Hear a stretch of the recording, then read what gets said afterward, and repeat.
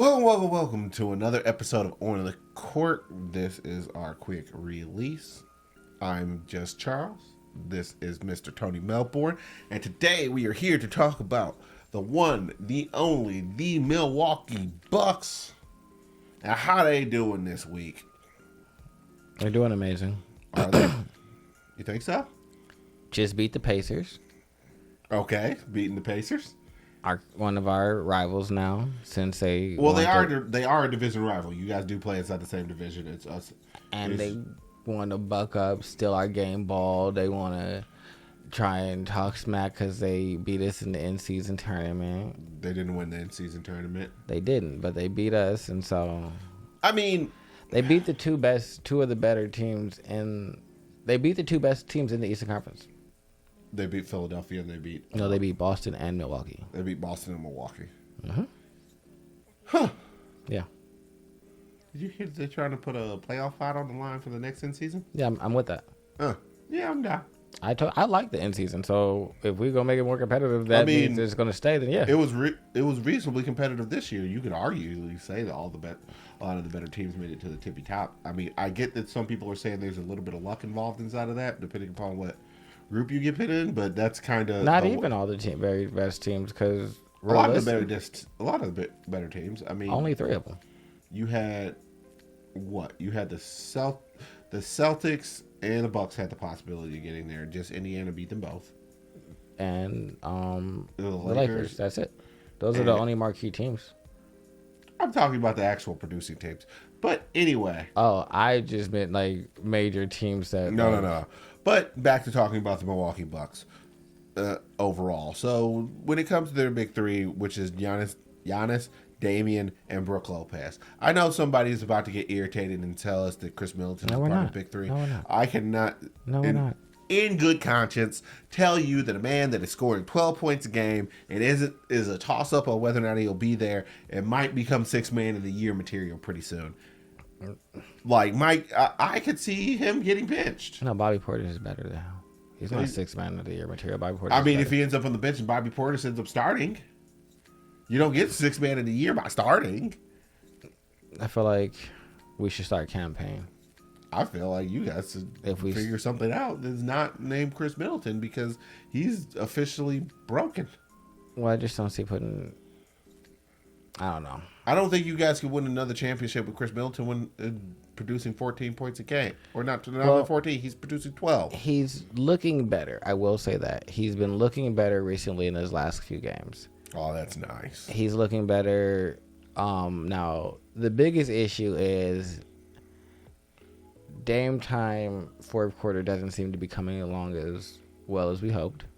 Well, I don't know how good your Dame time is very much just letting him work. And that's what it always was for Portland. And it is not easy. Unfortunately, the Bucks' overall talent level is not as easy to just let him cook in all good conscience. Like, you guys were... Like, if Dame misses 3 shots in a row and you have Giannis there, in good conscience as a coach, you're going to say run a play for Giannis probably. I also know there's some issues with the coach inside the locker room. I feel like they actually misfired on the coach hiring, more than likely. Yes. I don't think we should have hired him. I think we should have went and got Ime.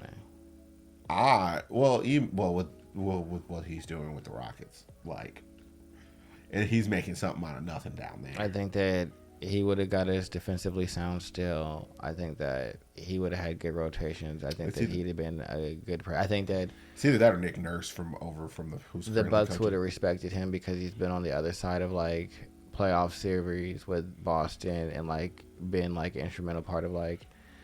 He's team. demonstrated the fact that I can coach a playoff caliber team. Yeah, so I think that's where we should have gone.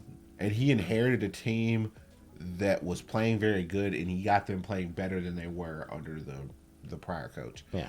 I think you guys could have worked with Nick Nurse, who's currently coaching the Philadelphia 76ers, who has them looking remarkably better. I just think there was a plethora of other people that they could have gone with than who they did, and it looks like it's biting them in the butt. They should just fire him. and get someone else. That is a very Lakersy type of mentality you got there. I'm not saying you're wrong. Sometimes you just make the wrong choice, and you just got to take it on the chin and keep it moving. Mm-hmm. Are you going to find somebody better? I don't know. Unfortunately, all the people that I said were better are gone already. I think that they're going to fire him, though. Oh, I think he'll probably end up fired by the end of the year. Yeah, because if we have a bad playoff performance, it's not going to be good. You can't waste any more years with Giannis. Yeah, he just turned 29. He'll be 30 going into next season, which isn't like old or anything. But it's basically you have officially hit the apex of your prime, and there's only one way to go from here. Yeah, so now he needs to get his second ring. Yep. You got Brook Lopez doing what Brook Lopez does. Very 3 good blocks. 13 points. Still shooting fairly well. Way more than you should expect from like any 35-year-old NBA player. Giannis is averaging a double-double. Just like Evan Mobley. I just want y'all to know. Shut up, Charles. I'm so mad you said that. He's averaging a 32 and 10. Hey, a double-double is a double-double. You're right. You're right. I'm not going to say that. Their next 10 games, they're playing Detroit, Houston, San Antonio, Orlando, New York, Brooklyn, New York, Cleveland Cavaliers, Indiana again, and then the San Antonio Spurs. So the way I'm seeing this is you guys beat Detroit, beat Houston, beat San Antonio, probably beat Orlando. That's a 50-50 based upon the way this season is going, and Pablo Banchero and Camp down there taking care of business pretty well. Probably beat all of the New York teams. Just, take that state. Well, see, I feel like we'll probably do everybody except for Orlando. Since it's the last game of a road trip, we might let that one get past us. I think we'll split with New York, if I'm being honest. I think we'll get Brooklyn. Oh, no, you guys that's a home trip. That's a home swing. Oh, that is a home swing. You guys are versus home, and then you guys go on a road trip. Then you're at New York 3 times. I think you guys are beating New York, all the New York teams, until you get to my Cleveland Cavaliers. And I think so. Then you might, So whoever is on the last part of our road trip of it might get that game. And then you guys play Indiana at home, and then you guys go to Indiana. Yes. So how do you feel like that split's going to go? And I think you guys are beating San Antonio. We're beating them 2 in a row because those are the rivals. Yeah. We're you leaving your house, going to their house, and then take it. Yes. Going to their. We are reclaiming. We're not splitting the series with them because because so far the series is tied 1-1. They beat us in the in-season tournament, but that counted as a regular season game. We just beat them, so we're split 1-1.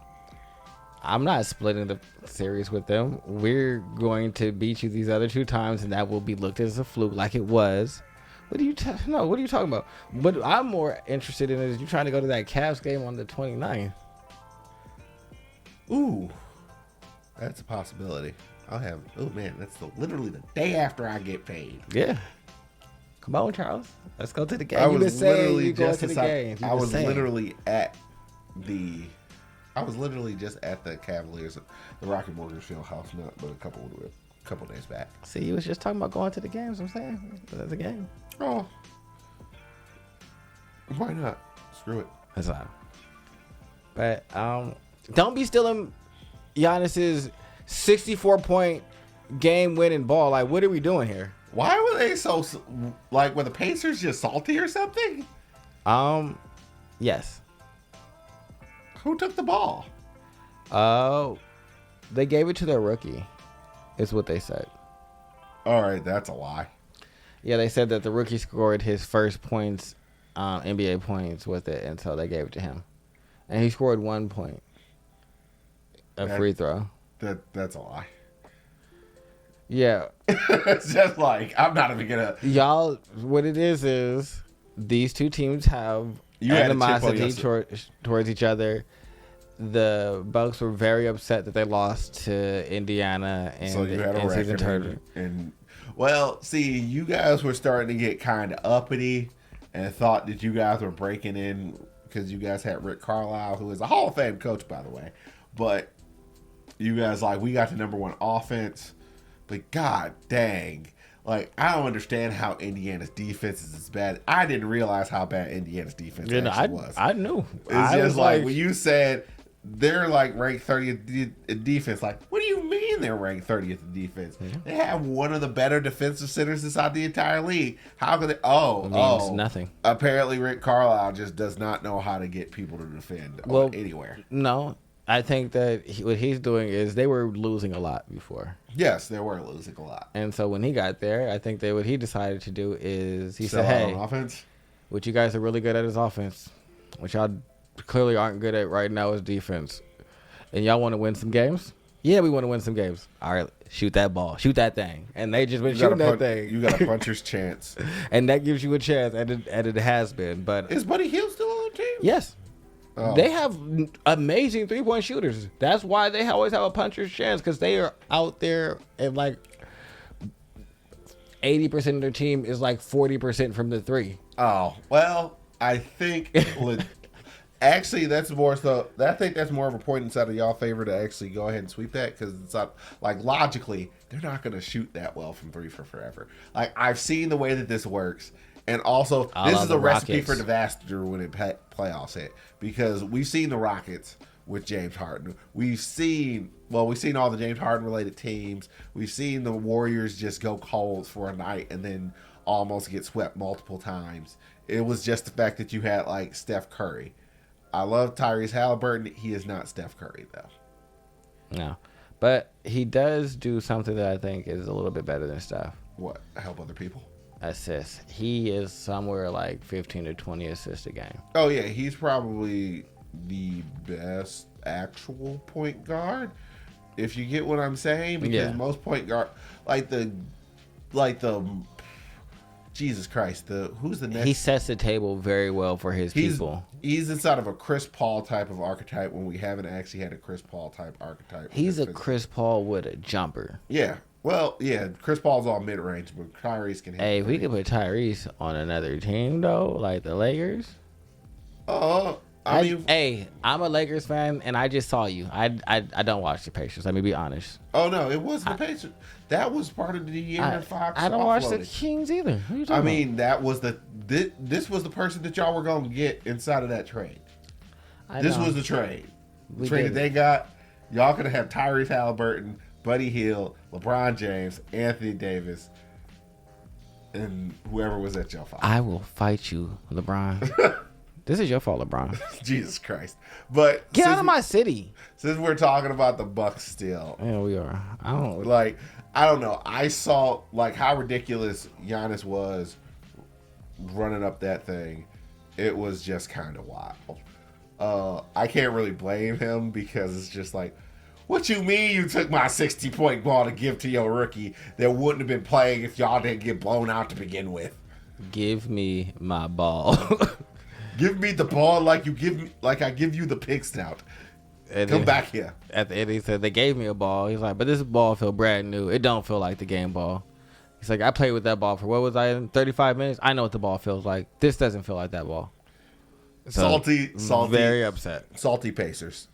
Rick Carlisle said that one of the coaches probably had some bruised ribs because there was a little scuffling.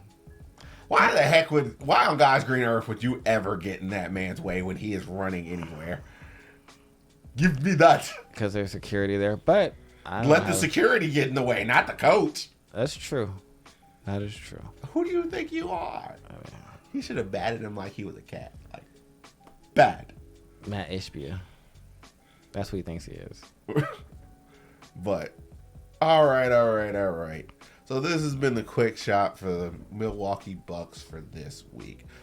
Comment, subscribe, do all the things for On the Court. We're going to be bringing you more content, more often, more. Don't talk to me like that, Charles. I'm going to work less frequently. What? I said I was going to work less.